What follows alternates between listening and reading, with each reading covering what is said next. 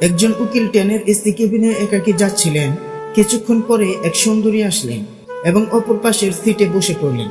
আর তা দেখে উকিল যাত্রী মহা খুশি।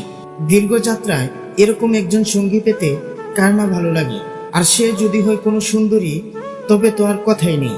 সুন্দরী এবার উকিল সাহেবের দিকে তাকিয়ে একটা মিষ্টি হাসি দিলেন, আর উকিল সাহেবের মনে হলো তার হার্টবিট বেড়ে যাচ্ছে। কিছু সময় পরে সুন্দরী মেয়েটি অপর পাশ থেকে উঠে তার পাশে গা ঘেঁষে বসলেন। আর এদিকে খুশিতে তো উকিল সাহেবের হার্ট অ্যাটাক করার দশা।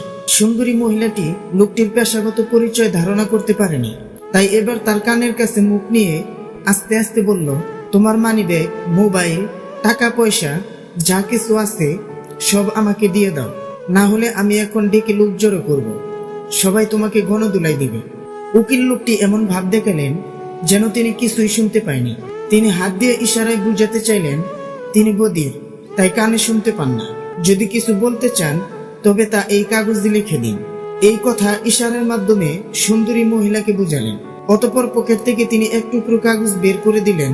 সুন্দরী এবার কাগজের উপর আগের কথাগুলো লিখলেন।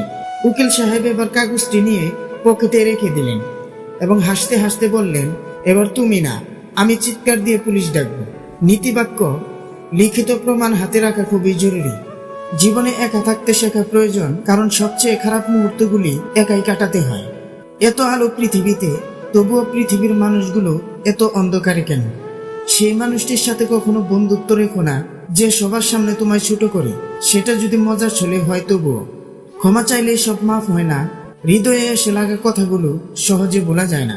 জ্ঞান দেওয়া মানুষগুলো এটা তো বলে মরলে টাকার সাথে যাবে না, কিন্তু তারা এটা বলে না যে টাকা ছাড়া এই পৃথিবীতে টিকে থাকা যায় না। সম্মান হলো আয়নার মতো, তুমি অন্যকে যত বেশি সম্মান দিবে তার থেকে অনেক বেশি তাদের থেকে ফিরে পাবে। অহংকার এবং হিংসা এ দুটোই মানুষকে শেষ করে দেওয়ার জন্য যথেষ্ট। যা আপনি পাননি তার জন্য দুঃখ করবেন না, আর যা আপনাকে দেওয়া হয়েছে তা নিয়ে অহংকার করবেন না। কোনো পুরুষ যদি নারীদের সম্মান দেয় তাহলে বুঝে নিতে হবে সেই পুরুষ কোনো সম্মানীয় নারীর পুত্র। জীবনে কি পেলেন, কি হারালেন তার হিসাব মেলাতে যাবেন না। দিন শেষে ক্ষতির পরিমাণটা বেশি হলে লাভের অংশটুকু বাড়িয়ে দিয়েন। জীবন খুব ছোট, বসে বসে আফসোস করলে বর্তমান আর ভবিষ্যৎ দুটাতেই অতীতের প্রভাব পড়বে। তার চেয়ে বরং শেষটা যেন সুন্দর হয় সেইভাবে নিজেকে গড়ে তোলেন।